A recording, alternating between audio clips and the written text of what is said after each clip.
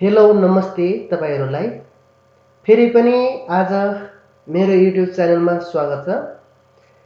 आज म तपाईहरुलाई माइक्रोसफ्ट अफिस वर्डमा डिजाइन मेनुको बारेमा र त्यसमा चाहिँ सर्टिफिकेट बनाएर कसरी म तपाईहरुलाई देखाउने छु स्टेप बाइ स्टेप तपाईहरुले यो भिडियो चाहिँ हेरिदिनु होला। यो मेरो चाहिँ न्यूज च्यानल हो। यसमा न्यूज च्यानल भए पनि तपाईहरुले एकदमै इम्पोर्टेन्ट टिप्सहरु सिक्न चाहिँ सक्नुहुनेछ। त्यसको लागि तपाईहरुले के गर्नु पर्यो भने मेरो च्यानललाई सब्स्क्राइब चाहिँ गरिदिनु पर्यो। यहाँ तपाईहरुले भ्यूहरु गएको हेर्न सक्नुहुनेछ। ल फर्स्टमा मैले यहाँ गएर अब हामीले जस्तै माइक्रोसफ्ट अफिस वर्ड ओपन गरिसकेपछि डिजाइनमा गएर हामीले बोर्डरहरु ल्याउनु पर्यो भने जस्तै सुरुमा यहाँ छ पेज कलर।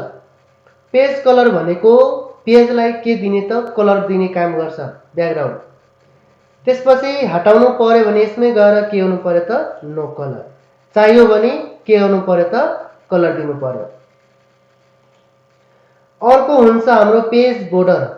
अब बोर्डर अब हामीले यहाँबाट पनि बोर्डरहरु चुज गर्न पाउँछौं हामी। यो सबै बोर्डर नै हो। यहाँबाट बोर्डरहरु चुज गर्न पायो। त्यसपछि यहाँ छ कलर। कलरको काम के हो त बोर्डरलाई कलर दिने। विड्थ भनेको बोर्डरको मोटो पातलो कतिको मोटो पातलो राख्ने यहाँबाट पनि चुज गर्न पाउँछौं हामी। त्यसपछि यहाँ गएर के गर्दिनु पर्यो त ओके। यो भन्दा पनि राम्रो बोर्डर चाहियो भने पेज बोर्डरमा जाने यहाँ छ आर्ट भनेर आर्टमा गएर यहाँबाट आफूले अब कस्तो बोर्डर चाहियो यहाँबाट चुज गर्न पाउँछौं हामी। त्यसपछि यहाँबाट मोटो पातलो नि गर्न पायो विथ। त्यसपछि यहाँबाट कलर पनि दिन पायो। यहाँ चाहिँ एप्लाई टुमा होल डकुमेन्ट गरे पनि भयो।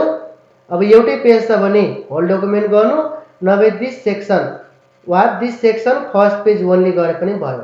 जस्तै हामीसँग धेरै पेज छ मानौ एउटै पेजमा एप्लाई हुनु पर्यो सुरुको पेजमा मात्रै एप्लाई हुनु पर्यो भने हामी एप्लाई टुमा गएर this section first page only गर्न पाउँछौं हामी। यति गरिसकेपछि यहाँ छ वाटरमार्क। वाटरमार्क भनेको कुनै पनि कम्पनीको डकुमेन्टको ब्याकग्राउन्डमा आफ्नो कम्पनीको लोगो वा टेक्स्टहरु लेखेर युज गर्नु पर्यो भने वाटरमार्कबाट हाल्न पाउँछौं हामी। वाटरमार्कमा गएर यहाँ छ कस्टम वाटरमार्क भनेर। वाटरमार्क भनेको दुईटा हुन्छ।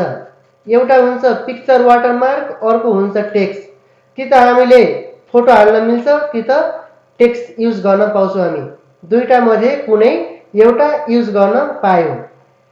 पिक्चर चाहियो भने पिक्चर वाटरमार्कको गोलोमा क्लिक गर्ने सिलेक्ट पिक्चरमा जाने। सिलेक्ट पिक्चरमा गइसकेपछि फ्रम फाइल भनेको आफ्नो कम्प्युटरमा सेभ भएको फोटोहरु चाहियो भने फ्रम फाइलमा गएर लिएर आउन सक्नुहुनेछ। मानौ मैले यहाँ गएर कुनै एउटा फोटो चाहिँ अहिले हाल्दै मानौ।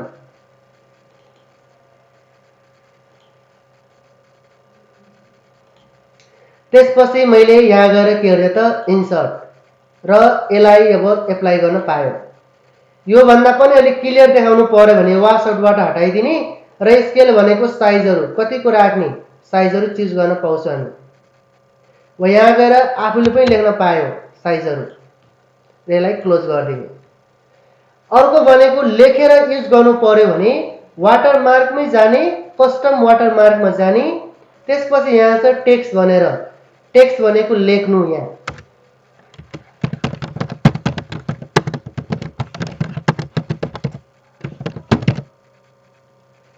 त्यसपछि फन्ट भनेको फन्टहरु चेन्ज गर्न पाउँछौं। साइज भनेको ठुलो सानो गर्न पायो। कलरको काम के हो त कलर दिने।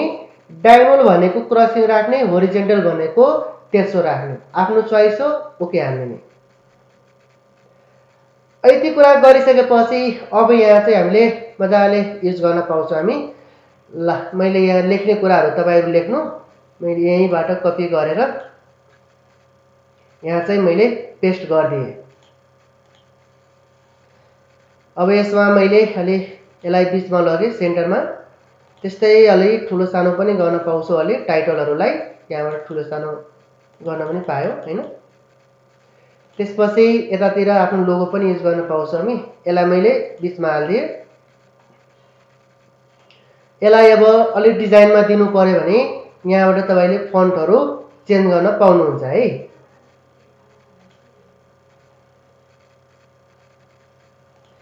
त्यसपछि यहाँबाट डटहरू लास्टसम्म गर्न पायो राम्रो देखाउनको लागि।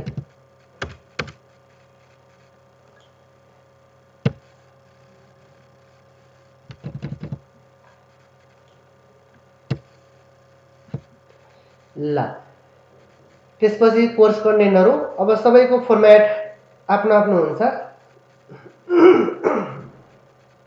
यसलाई मैले अलिक तलसम्म गरिदिएँ यहाँ।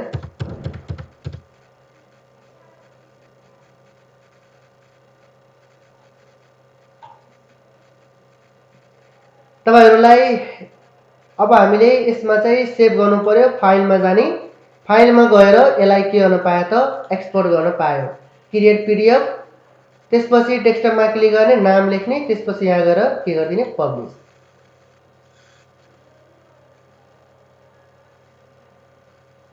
यसरी तपाईले मजाले हामीले सर्टिफिकेटहरू युज गर्न पाउँछौँ। माइक्रोसफ्ट अफिस वर्डमा बनाउन पाउँछौँ हामी। तपाईहरुलाई यो भिडियो मन परेको छ भने शेयर, लाइक, कमेन्ट, सब्स्क्राइब चाहिँ गरिदिनु होला र तपाईहरुको सपोर्ट पनि गरिदिनु होला। हस्त, धन्यवाद।